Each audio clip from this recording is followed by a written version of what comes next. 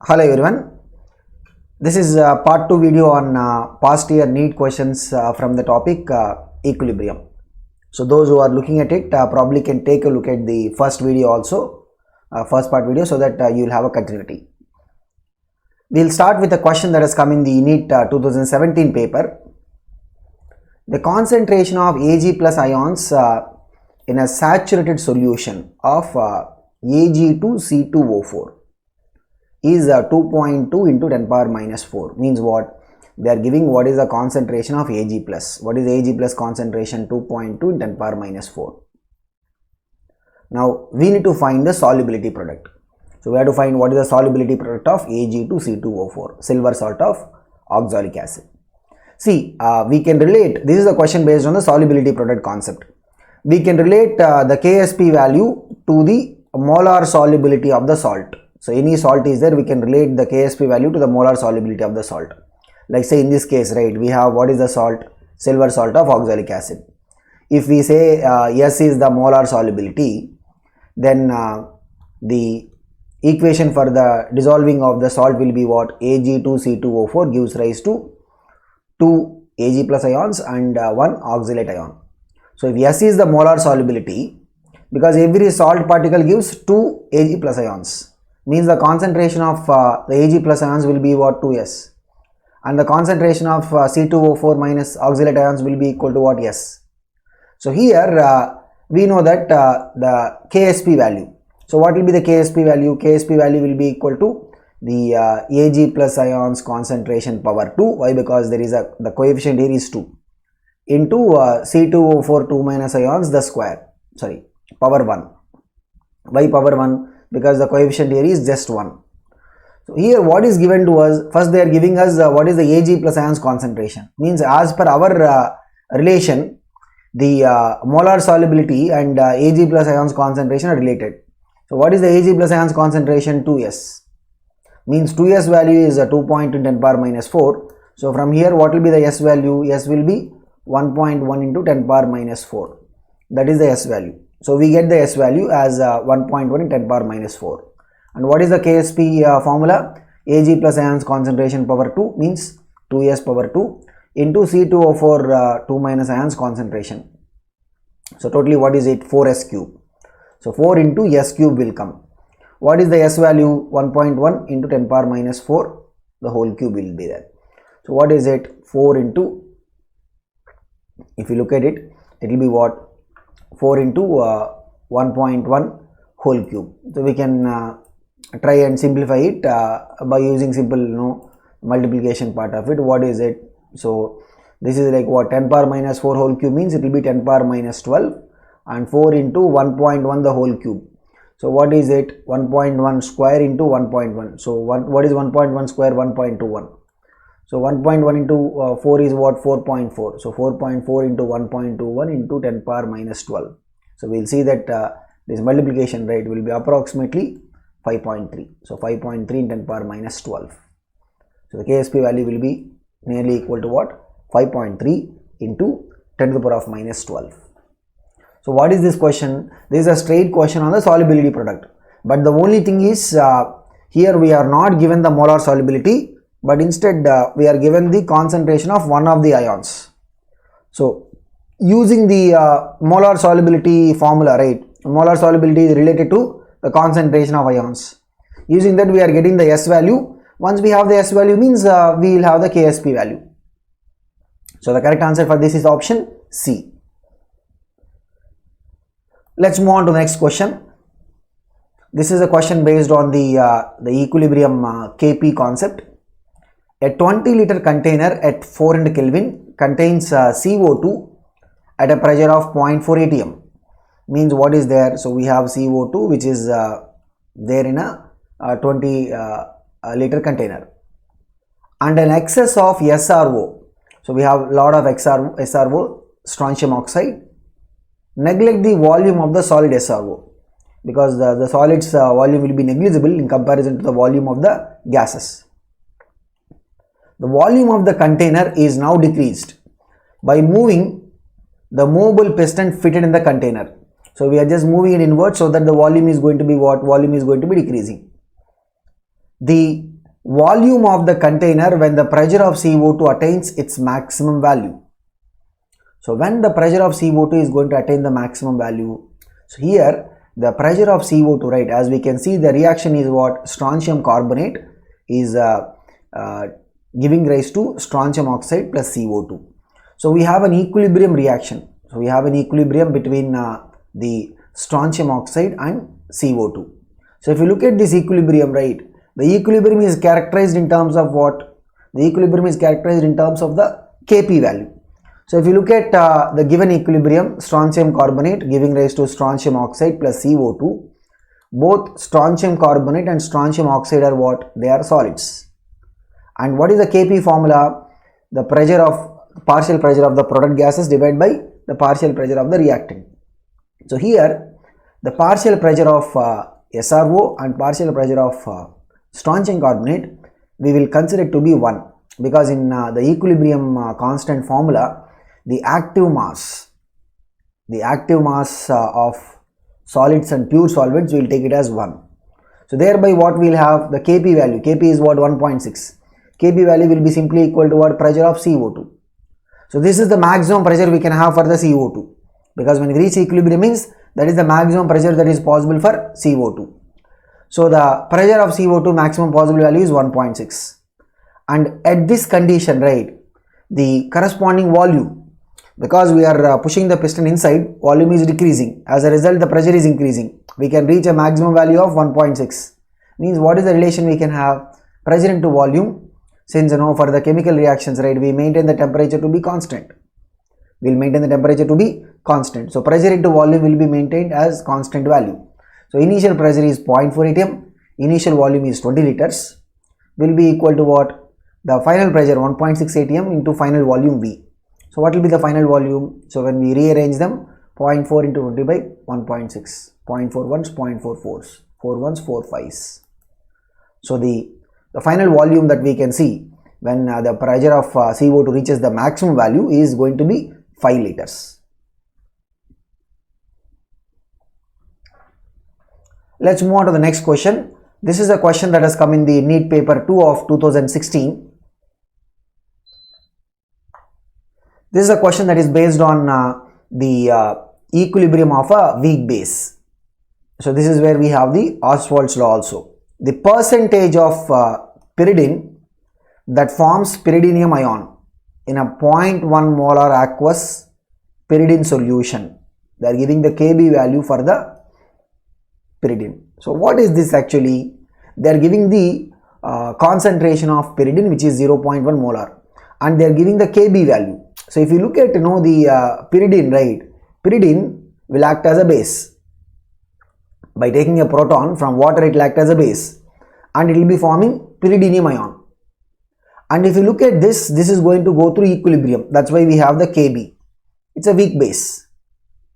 So for the weak base equilibrium, we have the Ostwald's dilution law result. What is it? The degree of dissociation or the degree of the formation of ions. Either we can alpha, we can call it as what? The degree of dissociation of the acid or base, or the degree of formation of the ions. Alpha will be equal to root of Kb by C. For the acids, it will be equal to what? Alpha is equal to root of Ka by C. For the base means it will be equal to what? Root of Kb by C. So here Kb is what? The dissociation constant or the equilibrium constant for the base, which is 1.7 in 10 power minus 9. And what is C? C is the molar concentration of the base, which is 0.1. So here also we will have the same thing. Alpha will be what? It's a straight formula question. Root of Kb by C. Kb value is what? 1.7 10 power minus 9. Divided by C. C is how much? 0.1. Concentration of the base. So if you simplify the term inside it, right, it will be approximately 1.3, because if you look at this is like what? Root 1.7 into 10 power minus 8. So root 10 power minus 8 will be 10 power minus 4, and root 1.7, because root 1.69 is 1.3. So root 1.7 will be approximately 1.3. So the alpha value is what? 1.3 into 10 power minus 4. They are asking the percentage of pyridine that forms pyridinium ion. See, alpha is what? the degree of conversion. Alpha is the degree of conversion. But we want to know the percentage. Degree, alpha is also called as degree of conversion or fraction of conversion. We want to know in terms of the percentage values, because you look at these options, the options are all talking in terms of the percentage values. So how do you get the percentage? The percentage will be the fraction conversion multiplied by 100. How do you get the percentage conversion? Fractional conversion multiplied by 100. So 1.3 in 10 power minus 4 into 100. That is going to be what? 0.013 percentage. So it's a straight question based on the alpha formula for the weak base. So answer for this is option B. Let's move on to next question. This is a question that has come in again NEET paper 2 of 2016. This is a question based on the solubility, but here we have the common ion effect. This is solubility, but we have the common ion effect. So let's look at the question. The solubility of AgCl with solubility product means, for the AgCl they are giving us the Ksp value. What is the Ksp value given to us? 1.6 into 10 power minus 10. So what we need to find? The solubility of AgCl with the solubility product 1.6 in 10 power minus 10 in 0.1 molar NaCl solution. So what is this 0.1 molar NaCl solution given for?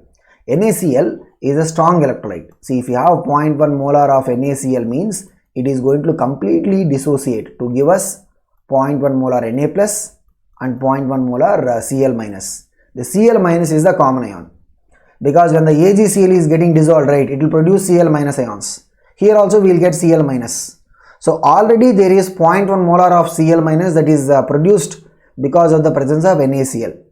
So look at this. So here what we need to find? Solubility of AgCl, right? Let's say S is the solubility of AgCl in terms of moles per liter. That is what we call as the molar solubility. That's what we call as the molar solubility. So molar solubility is what? Let's say S is the molar solubility. And for the AgCl, if you look at the AgCl, right, what is the dissociation of AgCl? One AgCl molecule gives one Ag plus ion and one Cl minus. If S is the molar solubility of AgCl, right, what is the concentration of Ag plus S? Concentration of Cl minus, here we are having the common ion effect. S will be the amount coming from the AgCl dissolution, but there is already a 0.1 that is coming from the NaCl. All the NaCl is going to dissociate. So the concentration of Cl minus contributed is what? 0.1 from the NaCl part. So the total Cl minus concentration will be what? S plus 0.1. So 0.1 molar of NaCl is given to us, and since it is a strong electrolyte, right, it is going to completely dissociate to give us 0.1 molar Cl minus. Now we are also given the Ksp value. That is the final equation, right? So what is the Ksp formula? Ag plus ions concentration into Cl minus concentration, because Ksp of a salt is what? The product of ions concentrations raised to the suitable powers. What are those powers? The powers are nothing but the numerical coefficients in the solubility expression. Here Ag plus, what is the coefficient for the Ag plus 1? What is the coefficient for Cl minus 1? So what we have? Ksp is equal to Ag plus concentration into Cl minus concentration. So Ksp value is given to us 1.6 in 10 power minus 10 is equal to Ag plus concentration is S, but what about the Cl minus concentration? It will be S plus 0.1. Now here, if you look at the order of the Ksp, order means what? The power of exponent part. What is the order of Ksp? It is 10 power minus 10. So order of Ksp is very low, which means the value of S is going to be very, very low in comparison to the amount of the Cl minus coming from the NaCl part, which is 0.1. How are we able to conclude it? Because the S value will depend upon the order of Ksp. S value will depend upon the order of Ksp. Since the Ksp value is in the order of 10 power minus 10, we can neglect the value of S in comparison to 0.1. Where we are going to neglect? In this addition, right? We are putting it as S plus 0.1. So we can neglect this S, because S will be small in comparison to 0.1. So as a result, what happens? We will get a simplified expression. So LHS part is Ksp 1.6 in 10 power minus 10 is equal to S into 0.1. So from here we can get the value of S. S will be equal to what? We will take the point to the other side. So 1.6 in 10 power minus 10 divided by 0.1. So what will be the answer? 1.6 into 10 power minus 9 molar. So that is the solubility of AgCl. And as we know, because of the common ion effect, the solubility value is going to be lesser than the solubility in case of pure water. If you have normal AgCl in pure water dissolving, then whatever the solubility value we get, right? And here what we are getting, so this value of solubility, the solubility rate is going to be definitely less than the solubility in pure water because of the common ion effect. This is as per the Le-Chatelier principles. So if you are adding because common ion is like what? Adding product. When you add product, the equilibrium will be shifted to the reactant side. So the answer for this question is 1.6 in 10 power minus 9 molar. Let's look at next question. This is another question. So we can see that almost every year we are getting 3 questions. NEET paper 2 of 2016. Which of the following fluorocompounds is most likely to behave as a Lewis base? So first we need to understand what is a Lewis base. What is a Lewis base? It represents a nucleophile. What is a Lewis base? It represents a nucleophile where we have an atom that has got the lone pair. It can donate the lone pairs. That is what is an Lewis base. So if you look at BF3, boron is bonded to 3 fluorines. In fact, this is an electron deficit molecule. It's less than octet molecule. The central boron atom, even after forming the 3 bonds, right, the total number of electrons on boron will be only just 6. So this is a less than octet molecule, and hence this cannot be acting as an Lewis base. In fact, this actually acts as a Lewis acid. Next we have PF3. So PF3 is what? Phosphorus is bonded to 3 fluorines. Of course, the arrangement will not be trigonal planar. So here the arrangement is what? It will be trigonal planar. In this case, it will not be trigonal planar. We are not getting into the arrangement. We just look at the structure. So PF3, after giving the 3 electrons for the bond formation, phosphorus will still be left with 2 electrons because the number of valence electrons of phosphorus is what? 5. So it has got a lone pair. It has got a lone pair of electrons. So lone pair will mean what? This can be donated, and hence this can act as a Lewis base. So PF3 can act as a Lewis base. Whereas if you go to CF4, carbon is having 4 electrons, or the 4 electrons are used for the bonding.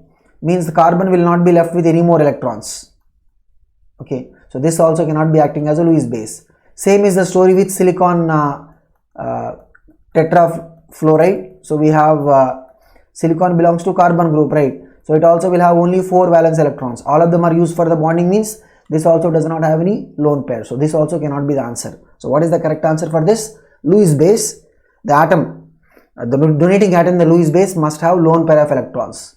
Means it must be able to act as a nucleophile.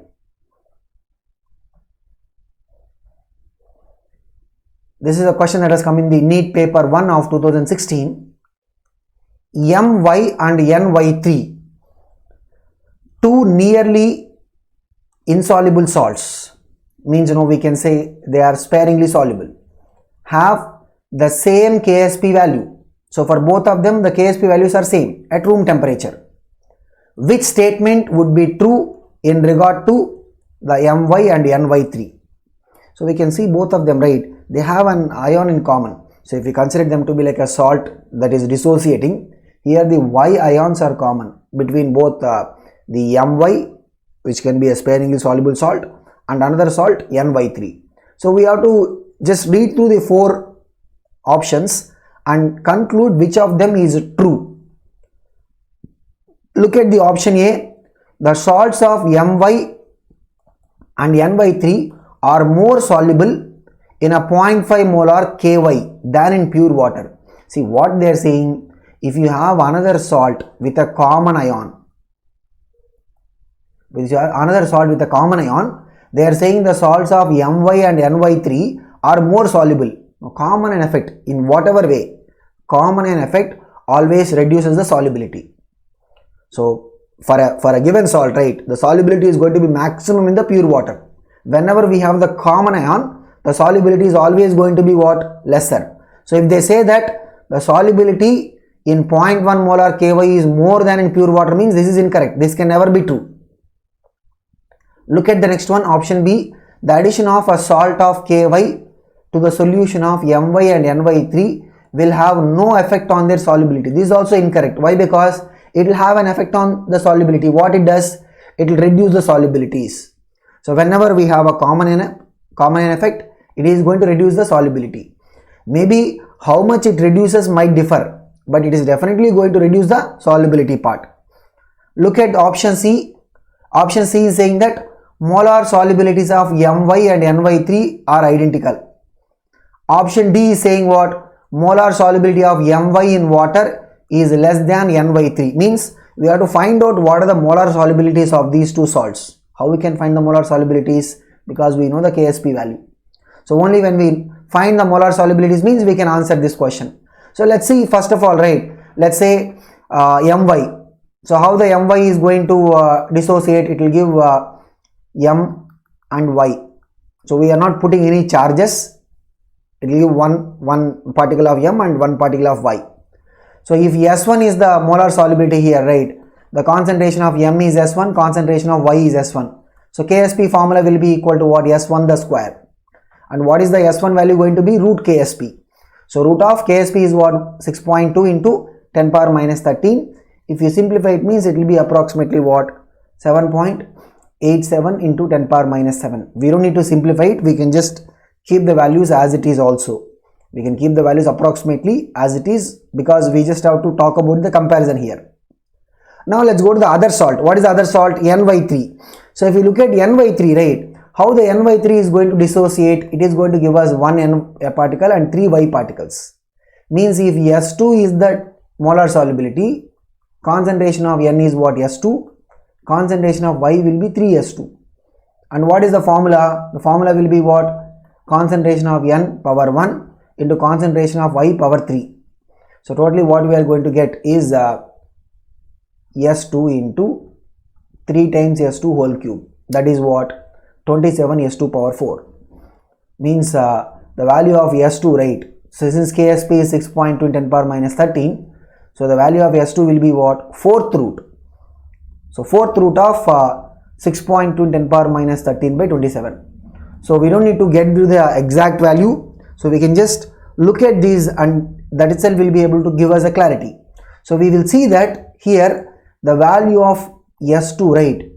The value of S2 is definitely more than S1. We can just look at the exponential part. Here what is the exponential part? 10 power minus 4. Here what is it? 10 power minus 7. S2 is more than S1. Means what? The molar solubility of My, which is S1 in water, is less than the molar solubility of Ny3. So what is the correct one? The molar solubility of My, S1 value, right, is less than the molar solubility of Ny3. So here we need not have to get to the final decimal number of the calculation part. If you look at the exponential part, that itself will give us a clarity. So what is the correct answer for this? Option D will be the correct answer.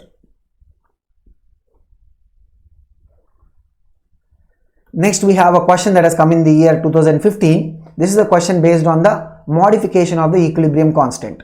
Look at the question. If the equilibrium constant for N2 gas plus O2 gas gives rise to 2NO gas. For this reaction, what is the equilibrium constant given to us? K. Then the equilibrium constant for half N2 plus half O2 gives rise to NO. So we have to find what is the equilibrium constant for this reaction. So how do you find it? See, if you look at the given reaction, right, what is the given reaction? N2 gas plus O2 gas gives rise to 2NO gas. The equilibrium constant is what? K. Now if we multiply this equation by a factor half, check it, what we are going to get? Half N2 gas plus half O2 gas gives rise to NO gas. Means if we multiply the equation by a factor half, then the equilibrium constant K dash, right, will be the original equilibrium constant raised to the same power. So whenever we modify an equation by multiplying it by a factor, right, the modified equation equilibrium constant will be equal to what? Original equilibrium constant raised to the same power, means k dash will be equal to what? K power half. So the correct answer is option D.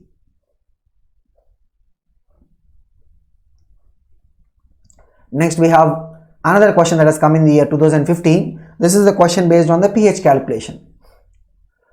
What is the pH of resulting solution when equal volumes of 0.1 molar NaOH and 0.01 molar HCl are mixed? See what happens when we are mixing NaOH and HCl, they both are going to undergo neutralization. So because one is a base, other is an acid, there will be a neutralization. So here what they are saying, equal volumes of them are mixed. So they didn't say anything. Let's say 1 liter of the NaOH and 1 liter of HCl are mixed. So 1 liter of NaOH means, so what is the NaOH concentration? 0.1 molar, right? So what is the number of moles of NaOH? So number of moles of NaOH will be equal to what? 1 liter into 0.1. That is of course the concentration of OH minus also. So we are taking 1 liter of HCl means what is the concentration of HCl? 0.01, right? Means the number of moles of HCl will be equal to what? 0.01. That is of course also equal to the concentration of H plus. Means what? If you neutralize both of them, right? Neutralize both of them. So 0.1 moles of OH minus is there. 0.01 moles of H plus is there. So which is higher one? OH minus is the higher one. So the OH minus concentration or NaOH that is left out will be what? 0.1 moles minus 0.01, which is what? 0.09. And what is the total volume here after mixing, right? 1 liter plus 1 liter, what is the total volume? It becomes 2 liters in the resulting solution. So now OH minus is the leftover part. So OH minus concentration will be what? 0.09 is the number of moles divided by what is the volume? 2 liters, which will be equal to what? 0.045 molar. The concentration of OH minus is what? 0.045 molar. Now from the concentration of OH minus we can find pOH, because what is the pOH formula? Minus log OH minus and concentration. So this involves little bit of an approximation. Sometimes, right, I mean, we may be lucky enough to have these values given in the data sheet. So in the beginning of the paper they will even give us the data sheet where we will be having these logarithm values. Otherwise we have to go for the approximation, or there are alternative methods also which we can look at. Like say for example, here what is this in simple? We have log minus log 0.09 by 2, which is like what? We can write it as minus log 9 into 10 power minus 2 by 2. So we will use the logarithm property. So what is the logarithm property we can use? Minus log 9 plus log 10 power minus 2 minus log 2. So log 9 will be what? Log 9 is log of 3 square, which is 2 times log 3. We will generally remember these two values. Log 2 value is 0.301 and log 3 value is 0.477. By substituting those values, right, we will be able to get the value of the pH. pH value will be coming as what? 1.35. So here in place of log 9, what we are going to keep? 2 times of log 3. And log of 10 power minus 2 is what? Minus 2. Log 2 is what? 0.301. After substituting, what we are going to get? pH value 1.35. So now we have the pH, means they have not mentioned about the temperature conditions, but since the pH value is asked, right, we have pOH, we have to find the pH. So we will assume that we are looking at the room temperature conditions, which means what? The value of pH is going to be what? 14 minus pOH, because we will consider that the conditions are what? Room temperature conditions, where the pH plus pOH value will be equal to what? 14. Otherwise normally what is the relation? pH plus pOH will be equal to pKW. pKW is what? I mean Kw is what? Ionic product of water. So here we assume at room temperature, means if you want pH, means it will be what? 14 minus pOH, which is 14 minus 1.35, that will be 12.65. So while solving these logarithms, right, if we can remember these two values, log 2 and log 3, That will help us in solving the problems, because not every time we may be given these data points, so we may have to use these logarithmic properties to solve the questions. So maybe you can also go through our video lecture on the basics of logarithm. There you will get some idea about it. So the correct answer for this is option D. Let's move on to the next question. This is another question that has come in the year 2015. Aqueous solution of which of the following compounds is the best conductor of electric current? Means we are looking at what is the best conductor of electric current. So if you look at HCl, what is it? HCl is a strong electrolyte, almost 100% dissociation to give us what? H plus and Cl minus. Means this can act as a best conductor of current in solution. So the electrical conductivity in solution, right, is a property of the electrolytes. So strong acids like HCl and HNO3, these are all what? Strong electrolytes. Whereas if you look at the other substances, right, ammonia, it has to absorb a proton from water, thereby forming NH4 plus ions and OH minus ions. So it will absorb a proton from water, thereby producing NH4 plus ions and OH minus ions. But this is not a very strong electrolyte. Whereas fructose is not an electrolyte itself. Acetic acid is an electrolyte, but it's a weak electrolyte. So which of them is going to give us the best conducting properties in solution? It will be option A, which is hydrochloric acid, because it is a strong electrolyte. Next we have a question, again came in the year 2015. Which one of the following pairs of solution is not an acidic buffer? So here these kind of questions have come quite often in the previous years. In fact, if you look at our part 1, right, we have discussed about a question where they have talked about the basic buffer.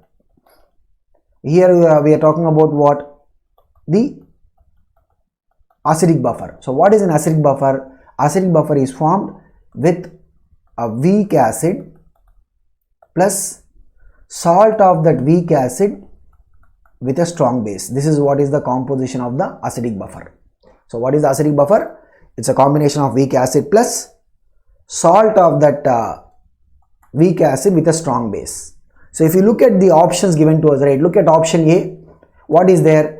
CH3COOH, acetic acid, it's a weak acid, plus salt of acetic acid with what is salt of acetic acid with sodium hydroxide, which is a strong base? It is going to be sodium acetate. So the option A is a acidic buffer. Okay. Then option B. So look at option B. What is option B? Option B is H2CO3. What is the H2CO3? It's carbonic acid. So carbonic acid is a weak acid. H2CO3 is what? Carbonic acid is a weak acid. And Na2CO3, what is Na2CO3? It's a salt of H2CO3 with NaOH. So this is salt of a weak acid with a strong base. So this is also a acidic buffer. So we are looking for what? Which of them is not an acidic buffer? So we have to find which of them is not an acidic buffer. Next we will come to option C. What is it? H3PO4, phosphoric acid. This is also a weak acid. And Na3PO4, right? What is it? It's a salt of H3PO4 with strong base NaOH. So this is also acidic buffer. Whereas if you look at option D is what? HClO4, perchloric acid. Perchloric acid is not a weak acid, it's a strong acid. Maybe we'll talk about this in the oxo acids of the halogens also. Perchloric acid is a strong acid. It's a salt of strong acid. NaClO4 is what? It's a salt of strong acid and strong base. So the option D is the only non-acidic buffer. So the first option A is what? It's an acidic buffer. Option B is also acidic buffer. Option C is also acidic buffer. So in the question we are looking for which of them is not an acidic buffer. So what is the answer for this? Option D. Why? Because option D is having strong acid with the salt of the strong acid with a strong base. So that is not going to be an acidic buffer. Now just because we are looking at the question, what will be a basic buffer? So basic buffer will be, it will be a weak base plus salt. What is the salt? Salt of the weak base with a strong acid. So this is what is going to be the basic buffer. So we have to be comfortable with this terminology, and this is about the part 2 of the video, and we'll see in the third part.